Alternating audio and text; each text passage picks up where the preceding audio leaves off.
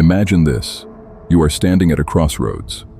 On one side, the loud, chaotic noise of the world, urgent emails, social media notifications, the constant ping of messages demanding your immediate attention, the pressure of deadlines, the weight of other people's expectations, and the endless scroll of curated lives that make your own feel inadequate.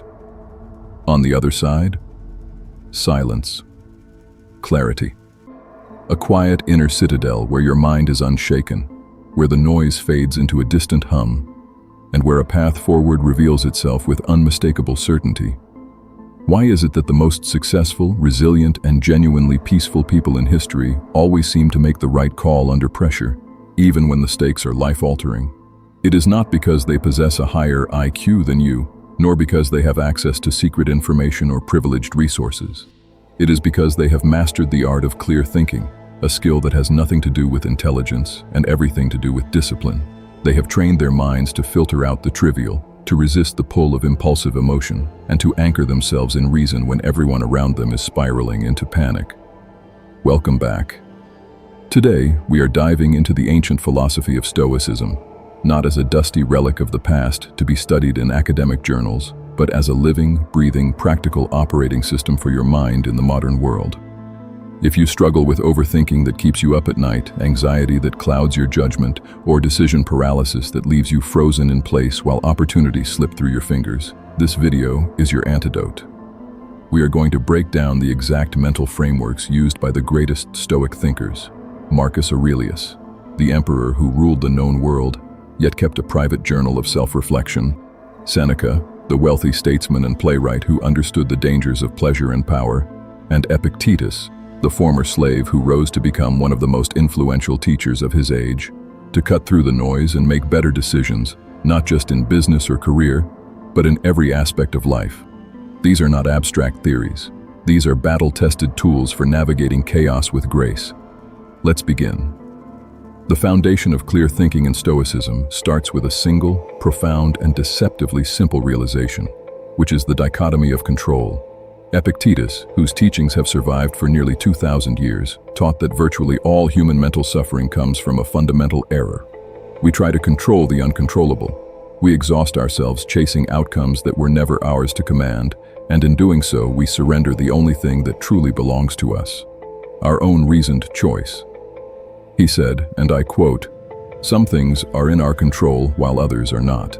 That one sentence, if truly internalized, can rewire your entire brain. Here is the breakdown in plain terms. Inside your control, and only inside your control, are the following: your own opinions, your deliberate choices, your conscious desires, your reasoned aversions, and your voluntary actions. That is it.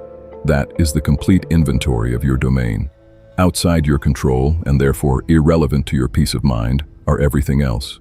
The weather, the economy, stock market fluctuations, the behavior of other people, the opinions of strangers on the internet, your reputation is judged by others, your physical health to a large extent, the passage of time, and ultimately, death itself. When you are trying to make any decision, whether it is a mundane choice about what to eat for lunch or a life-altering decision about switching careers or ending a relationship, ask yourself this question immediately and with ruthless honesty. Is this in my control? If you are anxious about a job interview, your anxiety is almost certainly focused on whether the interviewer likes you, whether you seem competent enough, whether you fit the company culture, whether they will choose someone else, all of which are firmly outside your control. Clear thinking does not deny that anxiety exists. It redirects that anxiety like a river being channeled into a productive current. It focuses your mental energy on what is in your control, researching the company thoroughly, preparing your answers to likely questions, rehearsing your talking points, dressing professionally, sleeping well the night before, and showing up on time with a calm demeanor. The result of this shift is nothing short of transformative. By focusing exclusively on what you can change, you eliminate the vast majority of the noise that clouds your judgment. You make decisions based on logic and principle, not on fear or wishful thinking. You move from a reactive state where life happens to you to a proactive state where you happen to life. You stop being a leaf blown about by the wind and start being the tree that stands firm in the storm. Now let us go deeper. Why do we make bad decisions even when we know better? Usually, it is because we are hijacked by emotion before our rational mind has a chance to engage. We react to the impression of an event rather than the event itself. Our brains are wired for survival, not for truth. The amygdala fires, adrenaline surges, and suddenly we are saying things we regret, making purchases we cannot afford, or avoiding conversations we desperately need to have. Seneca, who lived through exile, political intrigue, and the madness of Emperor Nero, understood this better than anyone. He famously said, "We suffer more often in imagination than in reality." Think about that. The vast majority of your suffering does not come from actual events, but from the frightening stories you tell yourself about those events before they have even unfolded. To think clearly, you must practice the Stoic art of objective judgment. This means stripping an event of its emotional narrative, peeling away the layers of assumption, fear, and ego, and looking at it for what it objectively is. Nothing more, nothing less. Let us run a practical exercise together. Let us say your boss calls you into her office and criticizes your work on a recent project. The emotional reaction, which arises automatically, might sound something like this. "My boss hates me. She thinks I am incompetent. I am going to get fired. I will never find another job. My career is over. I am a total failure as a professional and as a person." That narrative is heavy, terrifying, and completely unhelpful. Now here is the objective judgment. My boss provided specific feedback on a particular report. She identified 3 areas where the report did not meet the expected standards. I now have clear information on what needs to be corrected. I can fix those errors and submit a revised version. Notice the difference. One version paralyzes you with shame and dread. The other empowers you with clarity and a concrete action plan. Stoics use a mental tool often called the Stoic fork, or the discipline of assent. Before you decide how to act in response to any event, stop.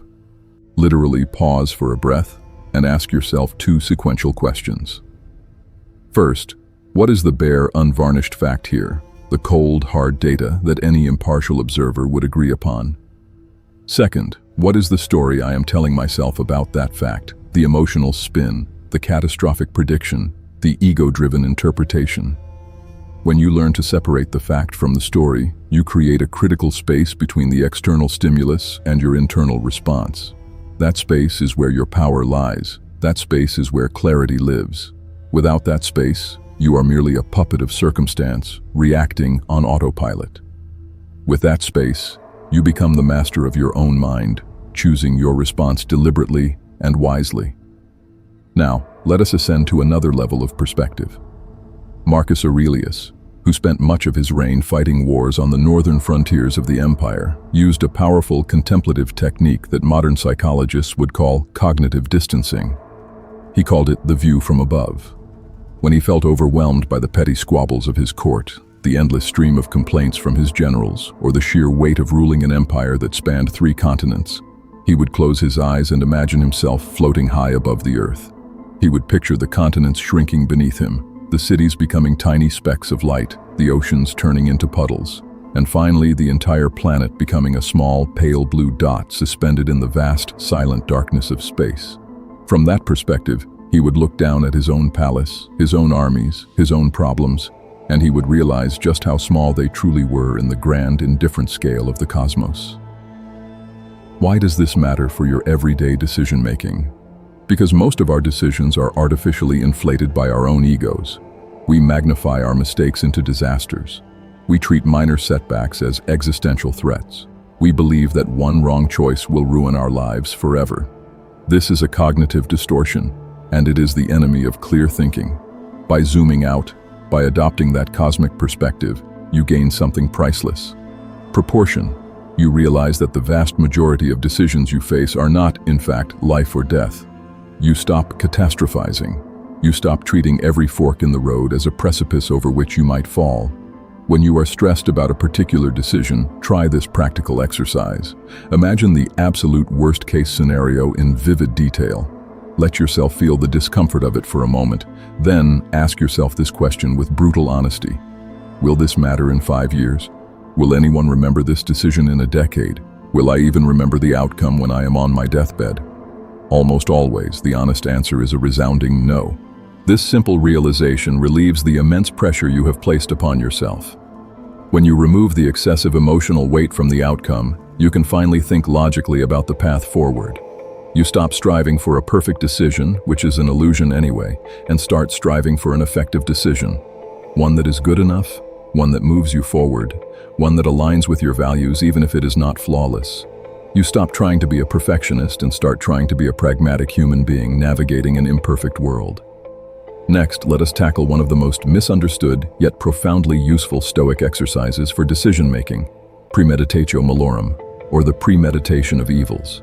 This is not about being a pessimist who expects the worst at every turn. It is not about wallowing in gloom or inviting disaster through negative thinking. Rather, it is a strategic exercise in preparedness. Most people make decisions by hoping for the best possible outcome, crossing their fingers, and then being utterly blindsided when things inevitably go wrong. They invest their emotional energy in a fantasy of smooth sailing, so when the first storm hits, they panic, they freeze, and they often abandon their course entirely. The Stoic flips this script entirely. Instead of hoping for the best, they actively and deliberately imagine what could go wrong in detail before they ever commit to a decision. This is not to scare themselves. It is to inoculate themselves against fear. It is like a fire drill for the mind. Here is how you apply this in your own life with precision.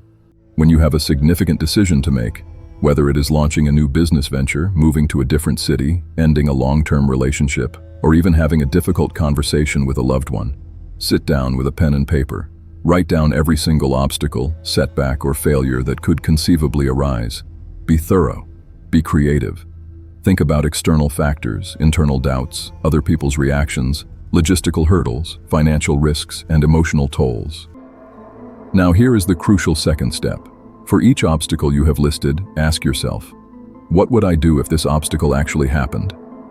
Visualize your response. Plan your countermove. Then ask yourself the follow-up question. Can I handle that? Ask it again, honestly. Almost invariably, the answer is yes. You may not like it, it may be uncomfortable, it may cost you time or money, but you are capable of enduring it and adapting. By anticipating obstacles in this methodical way, you systematically remove the fear of the unknown. The unknown is terrifying because it is a blank canvas upon which our anxious minds paint worst-case scenarios. But once you have named those scenarios, examined them, and prepared for them, they lose their power over you. The terrifying decision suddenly becomes manageable. Not easy, but manageable. It shifts from being a threat to being a challenge, and a challenge is something you can rise to meet. This is not about avoiding risk altogether. Risk is an inherent part of every meaningful endeavor. This is about understanding the risk so thoroughly, so intimately, that the fear dissipates like morning fog under the sun. When fear dissipates, something remarkable happens. Clarity rushes in to fill the void. You can see the decision for what it truly is, free from the distorting lens of panic. You can weigh pros and cons with a cool head. You can choose with courage because you already know you can survive the fall. Now, let us tie all of these principles together into a cohesive mental framework that you can use the very next time you face a difficult choice. Imagine you are sitting at your desk or lying in bed at night, wrestling with a decision that seems to have no clear answer. You feel the familiar tightening in your chest, the racing thoughts, the urge to avoid or delay. Stop. Take a deliberate, slow breath. Then, run through these 4 Stoic questions in order, like a mental checklist. Question 1. What is in my control here, and what is not? Separate the two with surgical precision. Draw a circle around your own actions, choices, and attitudes, and draw a firm line through everything else. Question 2. What is the objective fact of the situation, stripped of all emotional narrative? Force yourself to describe the situation as if you were a neutral reporter describing it to a stranger. Question 3. Does this decision truly matter in the grand scheme of my life, or even in the span of 5 years? Zoom out, take the cosmic perspective, and ask yourself if the weight you are assigning is proportional or inflated. Question 4. What is the worst that could realistically happen? And if it does, what is my specific plan to handle it? Run the premeditation exercise mentally or on paper. When you have answered all 4 questions, you will often find that the decision is not as complex as you imagined. The fog lifts. The path reveals itself. It may not be the path you wanted, but it is the path you need to take, and you can walk it with confidence. Clear thinking is not a gift bestowed upon a lucky few. It is a discipline cultivated through daily practice.